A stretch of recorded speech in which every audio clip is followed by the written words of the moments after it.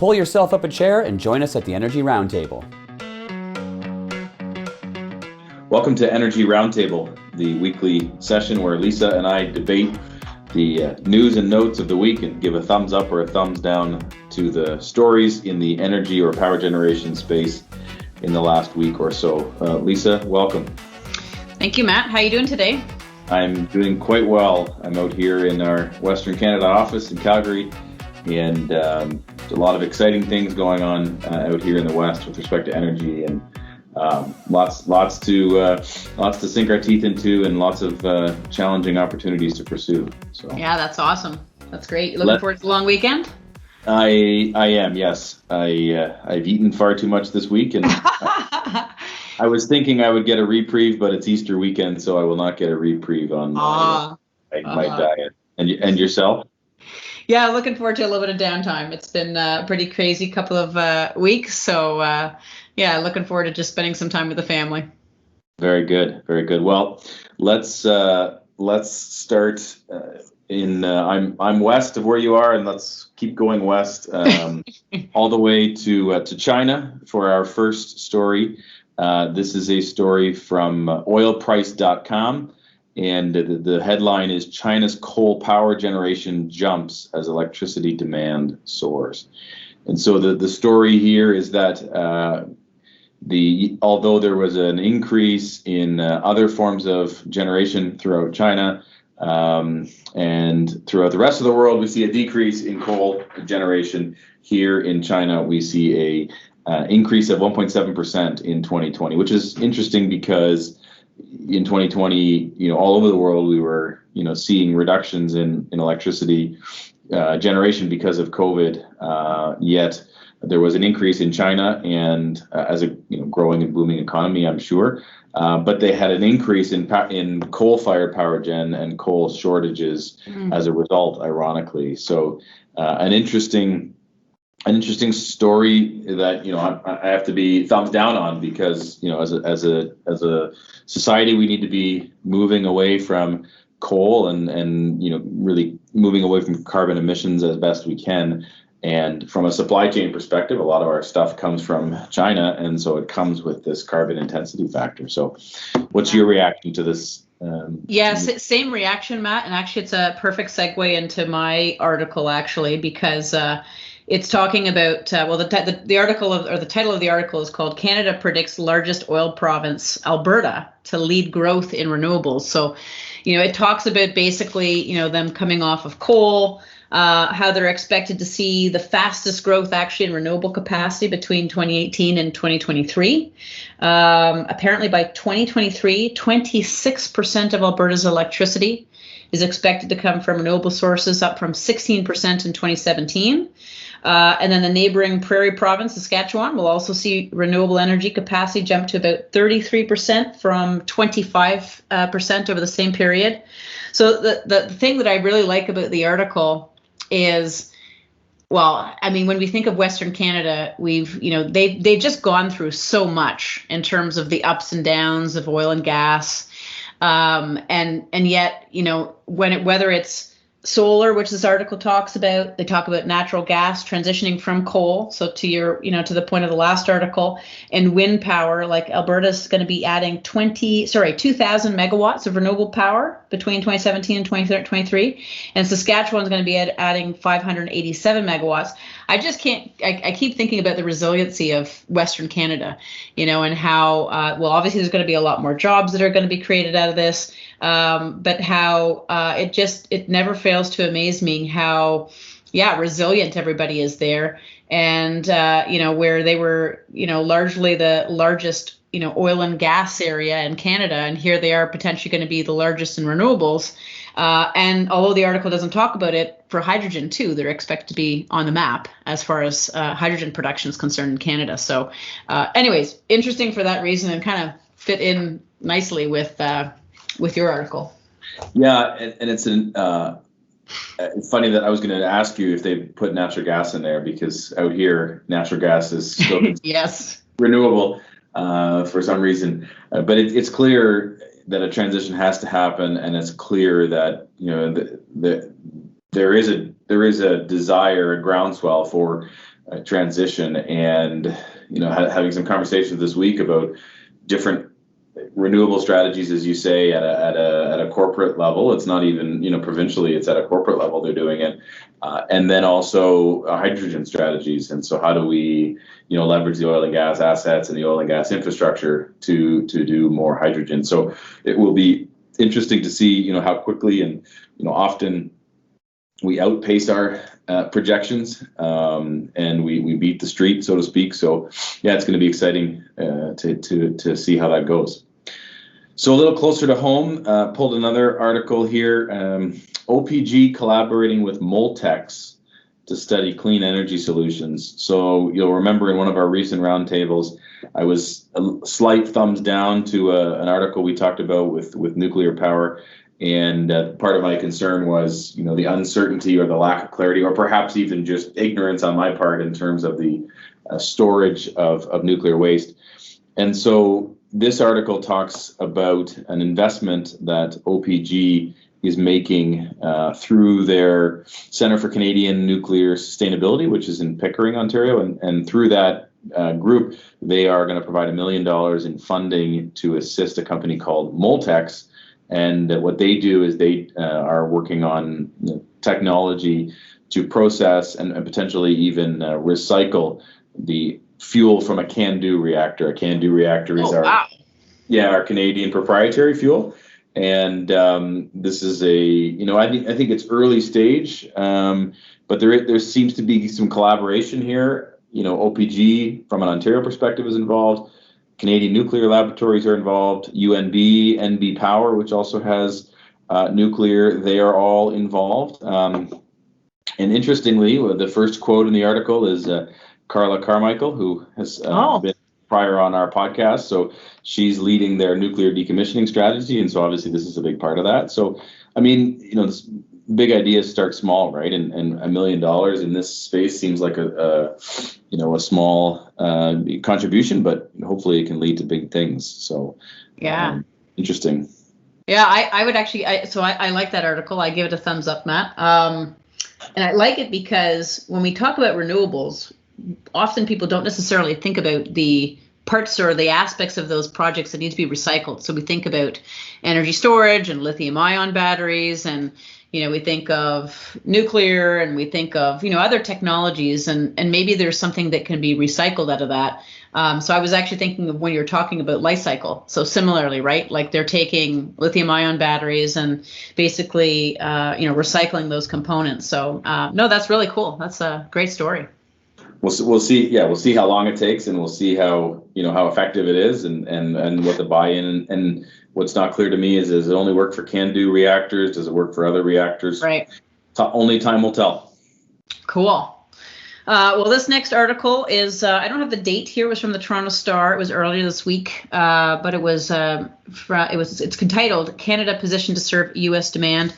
So basically, a RBC report calls on Canada to beef up its export capabilities, specifically in clean technology such as electric vehicles, to capitalize on U.S. President Joe Biden's climate-focused plans. So for those of you that might not be up to speed with that, the Biden administration has promised to invest $400 billion over a decade to clean energy research and infrastructure.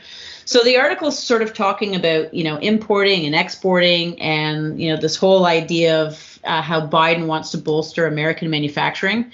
But it also is talking about this huge opportunity that Canada has, just because of, the fact that Canada has the advantage of the deposits of, critical materials that are needed for EV batteries. We have a lot of different technology coming out of SMR and carbon capture. And so the whole article is really about, our ability to potentially capitalize on this opportunity. And we spoke about it on a couple of, I think it was maybe last week's roundtable, and just in terms of, when it comes to energy, how do we reach our overall climate goals as quickly as possible? And, while I think most of us, especially during even the pandemic, tried to support local businesses, and there's still something that's very important about that, I think when we think about climate specifically, we got to think a little bit broader than that because, again, going back to last week's discussion, whether it's Manitoba or Quebec that has hydroelectric that we can use, or I think the article was actually talking about hydrogen production in Germany and getting some of that power from Quebec. I just think that if we can find a way to collectively work together across North America and really across the world, this is just going to accelerate, our ability to meet climate change objectives much, much faster. So anyways, I give it a thumbs up for that reason. Yeah, and great to hear you want to hold hands and sing Kumbaya and all work together on this. And that is good. I think there's also just a pure capitalistic opportunity here where Joe Biden is demonstrating leadership. This is part of his $2 billion infrastructure plan, right? That's where this is coming from, I think. Well, this one is actually a $400 billion over a decade in clean energy research and infrastructure specifically. I think that's a subset of the $2 trillion infrastructure bill. It may be, yeah. And to move forward.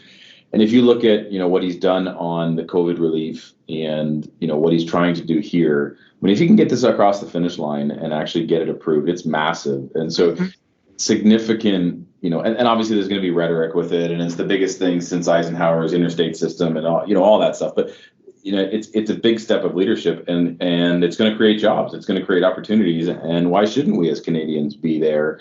We need to be proud of the efforts that we have, in the energy and the technology and the expertise and the know-how that we have. We should be exporting that and being part of the solution because, to your point, we are all breathing the same air, right? So yep. It's very exciting to see, what's going to come of that. I hope that they can massage their way through the two houses of Congress and get that approved. And that's a great story. That's a thumbs up from me for sure. Cool. So before we invite, or perhaps as we invite our producer, man behind the glass, Mark Charbonneau, to our next segment, I just wanted to tease a little news story very close to home for us. Niagara Parks Power Station to open July 1st. So in Niagara, of course, we have Niagara Falls, which has been a hotbed of hydroelectric power generation for many, many, many years. And now on the Canadian side, we do it through the Sir Adam Beck 1 and 2 generating stations. But before that, there was, other generating stations. And there's one called the Canadian Niagara Power Company generating station. And they've it's not in operation anymore, but they've kind of restored it. And it's going to become a park that you can visit starting July 1st of this year. And the cool thing, to get a little bit technical here, is it's such an old plant. It used to, up until I think 15 years ago, it generated 25 hertz electricity. So typically in North America, electricity, of course, is 60 hertz. But this is 25 hertz. And there were 3 sites, Washington Mills, I think you know it, and there's a site, there was an older site in Niagara Falls, cyanamide, and then there used to be a long line that went to Stelco, and it was all 25 hertz. And so it's a bit of a legacy project, kind of keeping that. So anybody who's in Niagara, wants to go and check this out, I think July 1st, pre-sale of tickets, but it's the Niagara Parks is the organization that'll be running the tour. So pretty cool. Pretty exciting. So. That's awesome. Good place for kids to learn. Yes, exactly. So let's bring Mark on for the face-off. I'm here. Hey, Mark, how are you today? I'm reasonable. I'm on the beach. I'm enjoying the weather before this next wave of lockdowns happen, right? You're on the beach in a sweater there, Mark? Yeah, keeping warm. Are you there with Minister Phillips by any chance? No, we went separately. So anyways, I guess today's version of Face Off, we will be tackling this announcement that Premier Ford's going to make at 1:30, which seems to be sending Ontario back into another lockdown, along with new restrictions, again, closing down the gyms, restaurants, all those types of things. All the things that we've sort of earned back were being taken away again. So with that being said, I'll give Matt the con for this one, because the last COVID thing, he took the pro side, and we'll give Lisa the pro side. So for clarity, that means I'm against the lockdown? Correct. Correct. All right. Yeah. So I figured this is pretty much a layup. So anyways, let's hear from Lisa. What do you think, Lisa? Well, I mean, certainly, on the pro side, I think that, obviously the vaccines aren't out yet. So we know that, we've successfully flattened the curve with lockdowns previously. So I think we could continue to do that. And obviously, when we think about, the impact that will have on especially the elderly people who are still really suffering. If we can continue to bring those cases down and help them out, it'll reduce the number of people in the ICUs. I think we have more people in the ICU right now than ever before because of these variants. So I think it's important to control that. One of the other benefits that we've talked about a number of times, and maybe not here, but on other mediums, has been reduced CO2 emissions. I'm right here in my house today. I didn't drive to work, although I do bicycle to work occasionally now. But we're not driving or flying around as much. So that obviously is reducing our CO2 footprint and climate change.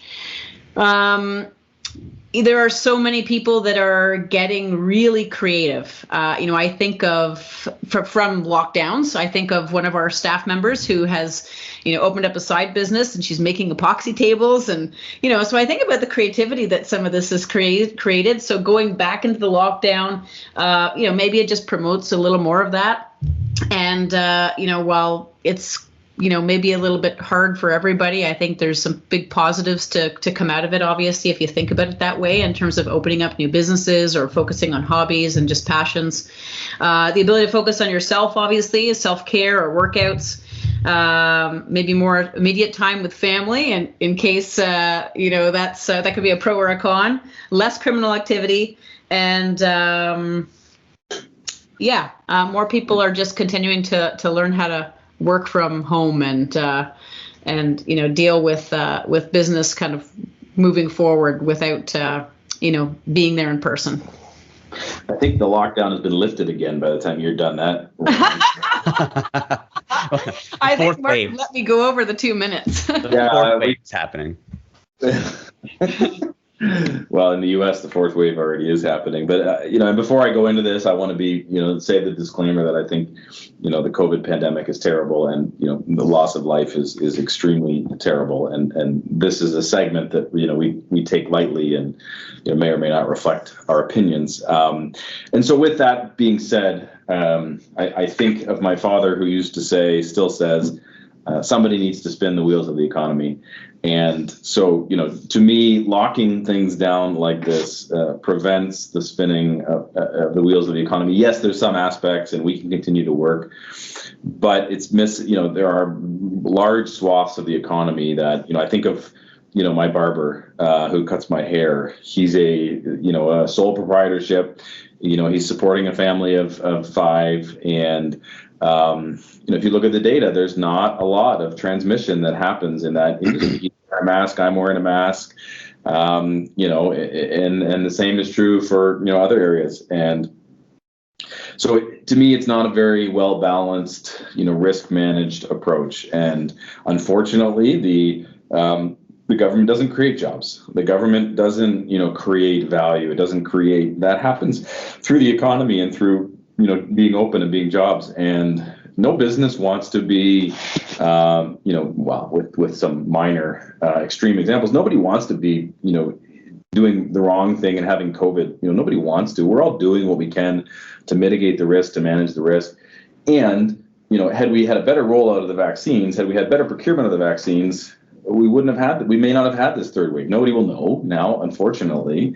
But we do have the vaccines in long-term care facilities. We do have, more and more people getting vaccinated every day. Had it been 2 or 3 months earlier, we could have avoided all this. But now we're starting to, and there are so many, and the research shows there's lots of, derivative harm for those on the margins when you have a lockdown, in terms of mental health, in terms of drug use.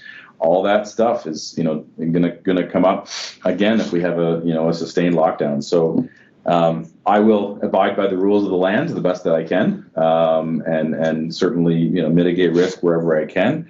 But no, I'm not a fan of this next wave of lockdowns. In case it wasn't clear, and then I will conclude with I empathize with the decision makers because there's no easy answer. Yeah. Okay. Well, you're both disqualified because you both went over the 2 minutes, so I win. I'm just kidding. But I would have to say that the stronger point obviously goes to Matt in this one. You can't help but feel that way. Even if I try to remain neutral, this topic's a little bit difficult for me to be neutral on. So sorry, Lisa. No, that's okay. I was hoping you were going to give me the con mark because, similarly to Matt, I mean, I agree. I think that, just if I can share my personal views, I agree that it's a really hard thing to manage right now, and I do feel for the government. But it's just, I'm so tired of it personally. I cannot wait to go out and see my friends and family. And I think so many people are feeling that same way. I spoke about the elderly and the effect that obviously, yes, the fact that it is helping kind of bring that curve down, and they've already been affected. But think about the ways that they've been affected otherwise, like the lack of socialization and, the rising in dementia rates and the Alzheimer's and all of that stuff because of the mental health aspect of it. If there's anybody that's been affected more than, from the mental health aspect, it's probably, the elderly. And second to that is probably, people like your wife, Mark, who's a nurse, and, they're just nonstop. They haven't been given a break. So I really just feel for everybody. And, again, what Matt said, there's no right or wrong answer, but, yeah, I kind of wish I had could have argued the con on this one. To flip the script, though, I have great empathy for healthcare workers, and the numbers are going up and up and up in ICUs, right? So it is, that is with that focus in mind, it is the right thing to do. But if it works, does it work? I don't know. Yeah. Well, it didn't work. It didn't work the first 2 times, so we'll see. Yeah. But yeah, Lisa, I gave Matt the opposing side for the first COVID-related topic. I thought I'd throw a softball for him this time. That's okay. I'll get him next time, Mark. No worries. Yeah. So what does that mean? What are we at now then? Oh, I'm way ahead. Like 3-1. I think it's 2-1. I think. 2-1? Way ahead. It's our fourth one. Did we have a tie? We did, and we were supposed to. We left it up to the listeners. So I gotta check to see what feedback we got. It's 2-1 with one in abeyance yet. So cool. Well, Mark, thank you as always. A great question. Lisa, great articles. Great debate back and forth. To our listeners, thank you very much, and keep your comments coming, particularly those who are advocating for me in our prior debate. Until we sit around this table again next time, have a very safe and a very happy Easter weekend. Enjoy it, COVID friendly, but try to get together, albeit virtually, with family to celebrate, the important things in life like family and friends. So take care. All the best. Bye. Thanks, guys. Bye. Bye-bye. All right. Bye.